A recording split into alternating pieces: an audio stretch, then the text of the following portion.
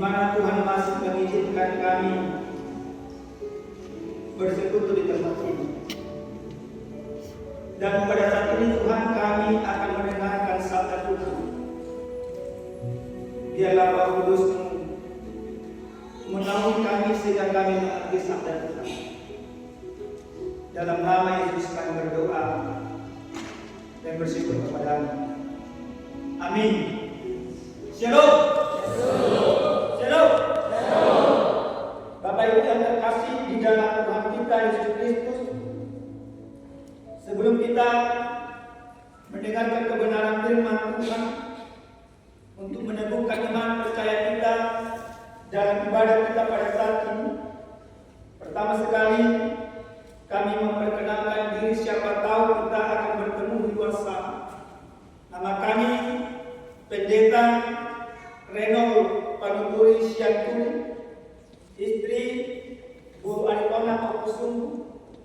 Sekarang kami melayani sebagai pendeta resort di GKPI Resort Malikat, Kota Pematang Siantar. Demikian perkenalan singkat yang bisa kami sampaikan kepada kita semuanya. Oleh karena itu, jemaat yang terkasih di dalam Tuhan kita Yesus Kristus, marilah kita membuka Alkitab kita yang menjadi firman Tuhan yang menyapa kita di sore hari ini, tertulis dari Injil Lukas pasal 7 ayat 41 sampai dengan ayat yang ke-50. Saya akan membacakannya untuk kita semuanya. Demikian firman Tuhan. Ada dua orang yang berhutang kepada seorang lepas tua. Yang seorang berhutang 500 dinar, yang lain 50. Karena mereka tidak sanggup membayar, maka ia menghapuskan hutang kedua orang itu. Siapakah di antara mereka yang akan lebih mengasihi dia? Jawab Simon, aku kira dia yang paling banyak dihapuskan hutangnya. Kata Yesus kepadanya, betul pendapatmu itu. Dan sambil berpaling kepada perempuan itu, ia berkata kepada Simon, engkau lihat perempuan ini? Aku masuk ke rumahmu, namun engkau tidak memberikan aku air untuk membasuh kakiku. Tetapi dia membasahi kakiku dengan air mata dan menyekanya dengan rambutnya. Engkau tidak mencium aku, tetapi sejak aku masuk, ia tiada henti-hentinya mencium kakiku. Engkau tidak meminyaki kepalaku dengan minyak, tetapi dia meminyaki kakiku dengan minyak yang wangi. Sebab aku berkata kepadamu, dosanya yang banyak itu telah diampuni, sebab ia telah banyak berbuat kasih. Tetapi orang yang sedikit diampuni, sedikit juga ia berbuat kasih. Lalu dia berkata kepada perempuan itu, dosamu telah diampuni. Dan mereka yang duduk makan bersama dia berpikir dalam hati mereka, siapakah ia ini sehingga ia dapat mengampuni dosa? Tetapi Yesus berkata kepada perempuan itu, imanmu telah menyelamatkan engkau, pergilah dengan selamat. Demikian pembacaan kebenaran firman Tuhan. Jemaat Tuhan yang terkasih di dalam Tuhan kita Yesus Kristus, saya punya pendapat, dan mungkin pendapat ini mungkin menjadi sesuatu kebenaran. Pendapat saya bahwa zaman sekarang orang yang melakukan kesalahan sangat-sangat sulit untuk menanggung kesalahan. Dan mari kita uji di tengah-tengah persekutuan kita pada saat ini. Siapakah kita yang hadir pada saat ini ketika dia tahu dia salah, ketika dia tahu dia melakukan pelanggaran, pada saat itu juga dengan rasa terbuka hatinya langsung meminta maaf, langsung mengatakan, aku salah dengan segala perbuatan. Coba angkat tangan. Adakah? Jarang. Kapan kita minta maaf? Yaitu tanggal 31 Desember. Pas pada pokala, itu kan? Langsung dari katakan, Pak, Ma, aku salah. Seorang suami juga demikian kepada istrinya. Aku salah dan yang sebagainya. Tapi tunggu dulu tanggal 31 Desember. Jadi ditabung dulu kesalahannya 1 tahun dulu. Nanti tanggal 31 minta maaf, tanggal 1-nya kembali lakukan kesalahan. Itu Pak, itu realita. Kenapa kita sangat sulit mengakui segala kesalahan? Karena sesungguhnya kita bermain egois. Egonya di mana? Kita menganggap bahwa ketika aku meminta maaf kepada seseorang, ketika aku mengakui kesalahanku, maka harga diriku di sana sangat rendah. Padahal sesungguhnya Bapak Ibu, siapa yang melakukan kesalahan, sesungguhnya dia sudah menjatuhkan harga diri. Orang yang selalu melakukan kesalahan, kalau kami berpikir, adalah orang yang tidak mempertanggungjawabkan harga diri. Jadi untuk saat ini, coba yang suami istri pandang satu kanan dirimu, kalau samping istrimu, katakan pada saat ini minta maaf. Ale menolak halik dan dobek, bahwa jadek. Maksud minta maaf kamu nak. Alannya suka mudah kan? Ale tahu, itu aja nanti. Nah, jemaat yang terkasih di dalam Tuhan kita Yesus Kristus, dalam kebenaran firman Tuhan yang sampai kepada kita pada saat ini, konteksnya, situasinya pada saat itu, Yesus sedang diundang untuk makan ke rumah seorang yang bernama Simon orang Farisi. Yang notabene-nya kalau orang Farisi itu mempunyai kedudukan yang lebih dari para orang Yahudi pada umumnya. Istilah kita sekarang mungkin orang-orang inilah orang-orang cendekiawan, orang-orang terhormat, orang-orang terpandang. Dengan senang hati sebenarnya dia mengundang Yesus untuk makan. Motivasinya kita tidak tahu dan kita tidak mencatat. Maka ketika dia mengundang Yesus makan, Yesus datang.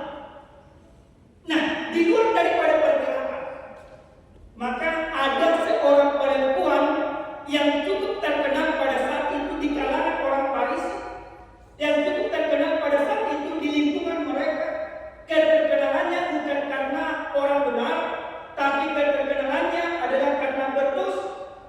Ternyata zaman Yesus dengan zaman kita hampir sama. Sekarang dampaknya Bapak Ibu terkenal, viral. Yang pertama, kalau engkau sungguh-sungguh berbuat baik, maka engkau pasti terkenal. Tapi yang kedua, ketika engkau sungguh-sungguh orang bejat, pasti terkenal juga. Nah, perempuan itu demikian. Dia terkenal di sana. Tapi bukan karena perbuatan baiknya, tapi perbuatan jahat. Yang luar biasa, perempuan itu menyadari siapa dirinya. Dia orang yang berdosa. Dia tahu kalau orang lain boleh-boleh saja menolak, kalau orang lain boleh-boleh saja mengesampingkannya, maka dia tahu satu-satunya orang yang bakal menerimanya, satu-satunya orang yang bakal mengasihinya, satu-satunya orang yang bakal mampu mengampuni segala kesalahannya adalah Yesus yang dari Nazaret. Dia tahu Yesus di rumah Simon orang Farisi. Dengan segala kerendahan, dia datang. Semua orang terkejut, termasuk orang Farisi. Kenapa orang itu terkejut? Mereka memandang bahwa orang yang kudus seperti Yesus tidak layak untuk bersentuhan dengan orang berdosa. Dalam paham mereka, ketika orang berdosa bersentuhan dengan orang kudus, maka orang kudus itu juga menjadi berdosa. Dalam hati kecilnya Simon orang Farisi dan kawan-kawannya memuja Yesus. Mau bahasa Batakna, maka para mek paku bek di bagas roh bersungut-sungut. Bagaimana mungkin dia ingat dalam hati? Dia bersentuhan dengan seorang perempuan yang berdosa. Tapi apa yang dipikirkan oleh orang-orang Farisi itu diketahui oleh Yesus. Yesus menangkap pemikiran orang Farisi itu dengan sebuah konteks yang sangat-sangat luar biasa. Yesus analogikan bahwa orang-orang berdosa itu seperti dua orang yang berutang. Yang pertama berutang 50, yang kedua berutang 500. Dan orang yang pokoknya dia katakan kepada orang yang berutang, sama-sama mas utang mereka.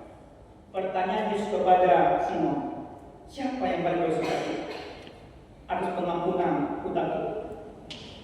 Simon dengan katakan yang 500. Lalu dengan tegas pada saat itu Yesus katakan, Simon, aku masuk ke rumahmu. Adat dan tradisi orang Yahudi seharusnya harus ada cuci kaki di depan, tapi engkau tidak mencuci kaki. Simon, aku masuk ke rumahmu, engkau tidak mencuci kaki. Simon, aku masuk ke rumahmu, engkau tidak meminyak kaki. Sedangkan pada Tuhan ini dia melakukan hal yang luar biasa. Analogi yang dibangun oleh Yesus menggambarkan kalaupun orang-orang berdosa itu atau perempuan itu yang mempunyai 500 utangnya, maka dengan segala kerendahan hatinya dia datang kepada Yesus. Sama-sama orang berdosa. Simon yang menganggap dirinya orang yang kudus, Simon yang menganggap dirinya orang yang layak, dia tidak menyesali segala perbuatannya. Bapak Ibu yang terkasih di dalam Tuhan kita Yesus Kristus, gambaran yang digambarkan oleh Yesus dalam perikop ini juga menjadi gambaran. Sering sekali kehidupan kita sama seperti Simon, menganggap dia lebih benar daripada orang lain.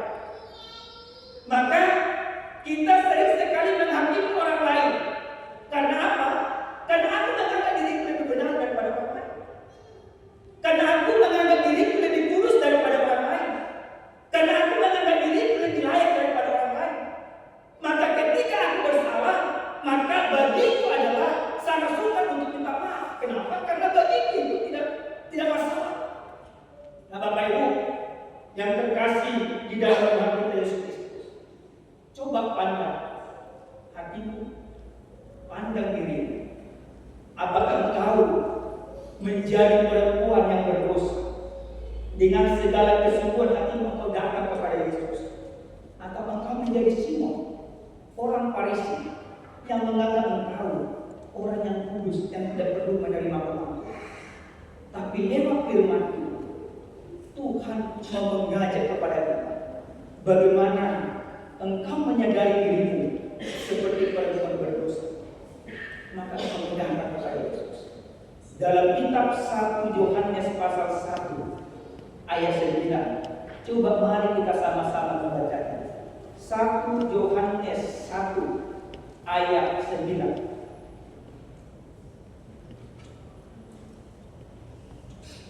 1 Yohanes 1 ayat 9.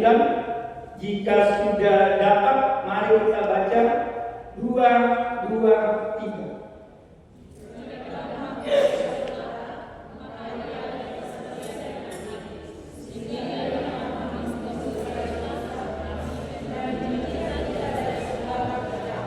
Iya. Yang pertama Tuhan mau katakan kepada kita di sore hari ini, karena kita menyadari sama seperti dikatakan di kitab Roma pasal 3:23 bahwa semua orang berdosa. Maka ketika engkau menyadari bahwa engkau adalah orang yang berdosa, inilah waktumu datang kepada Tuhan. Inilah waktumu datang dengan segala kerendahan hati meminta pengampunan daripada Tuhan. Tuhan katakan, siapa yang meminta, yang berani datang kepada Tuhan, maka Tuhan dengan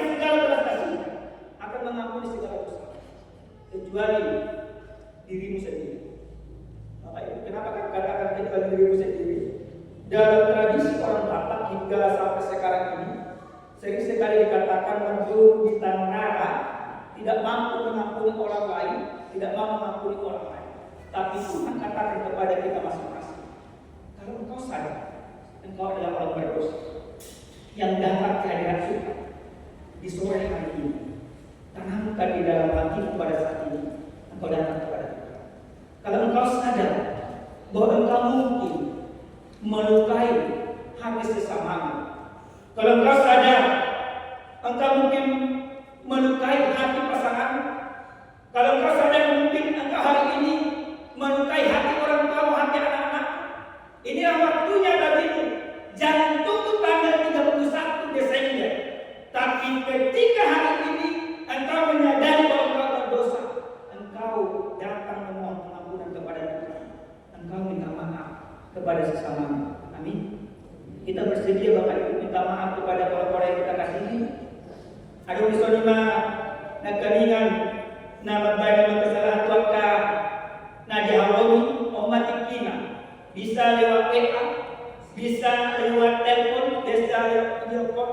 Waktunya engkau menaikkan harga diri. Orang yang mampu meminta maaf sesungguhnya orang yang punya standar harga diri, bukan orang yang merasa harga dirinya rendah. Kenapa? Karena di dalam pengakuan itu engkau mempertontonkan kebenaran. Ketika engkau mampu mengatakan aku salah, engkau menjadi citra Allah di dalam kehidupan. Yang kedua Bapak Ibu yang terkasih di dalam Tuhan kita Yesus Kristus, dari firman ini kita sepakat bahwa dosa kita telah diampuni oleh Yesus Kristus. Kita sepakat orang yang hadir pada saat ini yang sudah mengakui segala keberdosaannya, maka bagaimana orang yang sudah mengaku keberdosaannya? Perempuan tersebut dikatakan oleh Yesus, pulanglah dengan damai. Apa yang dimaksudkan oleh Yesus? Yesus mengatakan kepada perempuan itu, jangan lagi melakukan dosa. Jadi kita mau diajak di sore hari ini, ketika engkau sudah diampuni oleh Yesus, engkau diajak jangan lagi engkau melakukan dosa di dalam kehidupan, maka cerminkanlah kasih yang sesungguhnya, kasih yang dipertunjukkan oleh Yesus. Yesus mampu menerima kekurangan perempuan tersebut, maka engkau juga harus mampu menerima kekurangan siapapun di dalam kehidupan. Sering sekali Bapak Ibu kita memaksakan orang berubah sesuai dengan pola pikir kita. Pahamlah, engkau tidak akan pernah bisa mengubah orang, tapi pahamlah, engkau boleh mengubah diri untuk orang lain. Jadi orang yang sudah diampuni dosanya tidak memaksa orang lain untuk berubah, tapi memaksa diri untuk berubah. Itu dua hal yang berbeda. Tapi kita sering sekali memaksa orang untuk berubah. Suami dipaksanya istrinya harus seperti yang diinginkannya. Istri dipaksa suaminya harus seperti yang diinginkannya. Anak dipaksa orang tuanya harus memahami. Kami kan didik sekarang ini. Kaum milenial pahami kan? Kalau demikian pola pikir kita tidak akan mendapatkan kedamaian. Perempuan itu dia akhirnya memaksa dirinya. Dia hidup. Dia tidak lagi takut dosa. Jadi yang kedua Bapak Ibu, orang yang sudah diampuni dosanya memaksa dirinya untuk berubah sesuai kehendak Tuhan. Tidak lagi memaksa orang lain seperti yang kau pikirkan di dalam kehidupan. Amin. Jadi ada masuk ada dari saudara suami baru tunggu adalah pas duhana soal dari mana yang akan atau istri bersungguh-sungguh ketika suaminya tidak bisa memahami apa yang diinginkannya, atau anak atau pacar yang punya pacar pada saat ini. Kalau yang jomblo maaf lah ya, mungkin berubah lagi berkali dalam kehidupan untuk takut kepada Tuhan supaya ada pacar ya. Tapi kita sama-sama berdoa orang-orang yang jomblo semoga dapat pacar digital kehidupan ini, amin.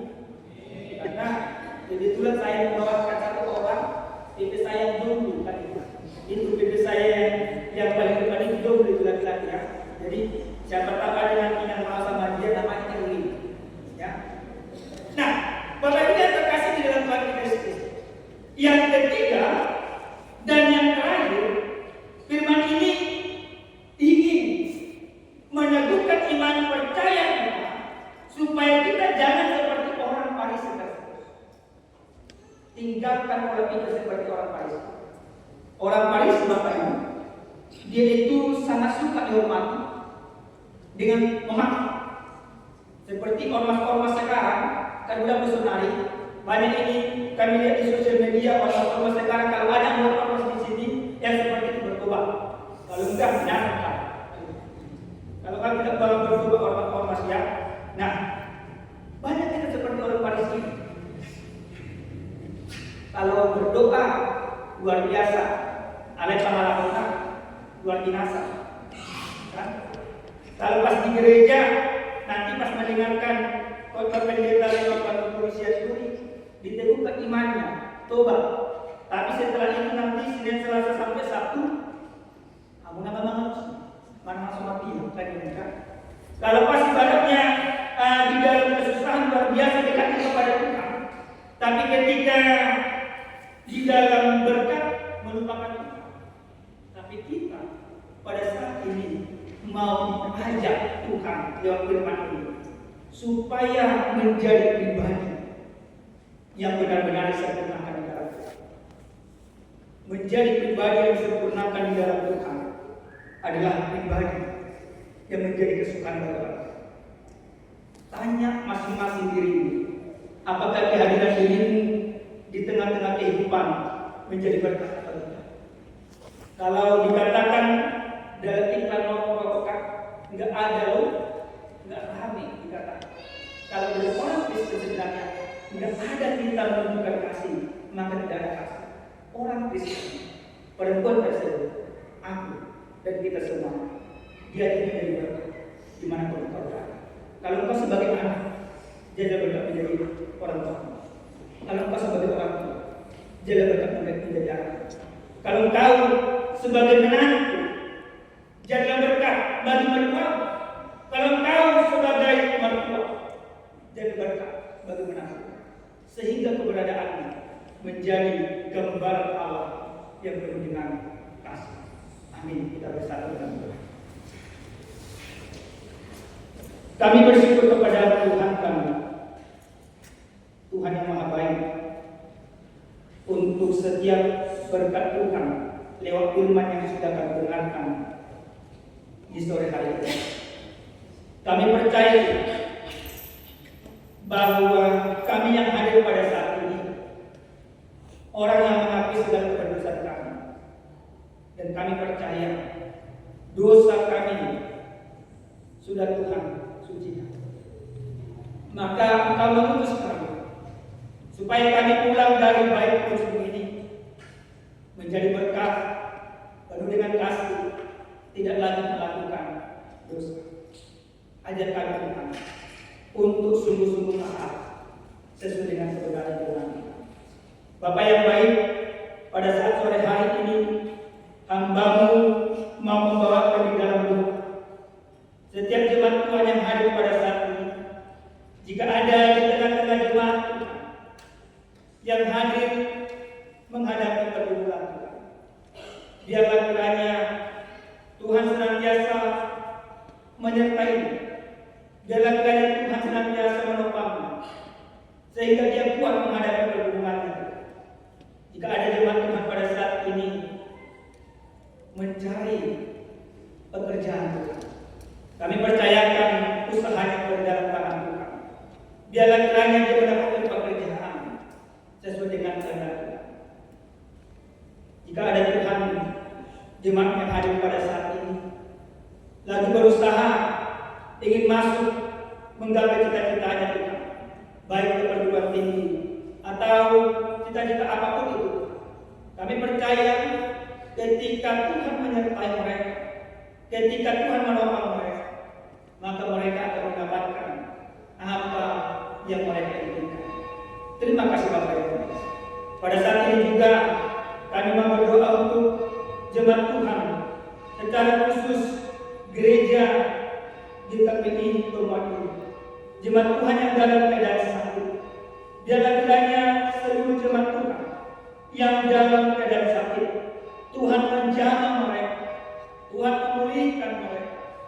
Biarlah melalui obat yang mereka konsumsi, melalui orang-orang yang mendampingi mereka, itu menjadi perpanjangan tangan Tuhan untuk memulihkan kehidupan mereka, sehingga seluruh jemaat Tuhan yang sakit dipulihkan, mereka dapat sehat, mereka dapat kembali datang mempermuliakan nama Tuhan di tengah-tengah gereja itu.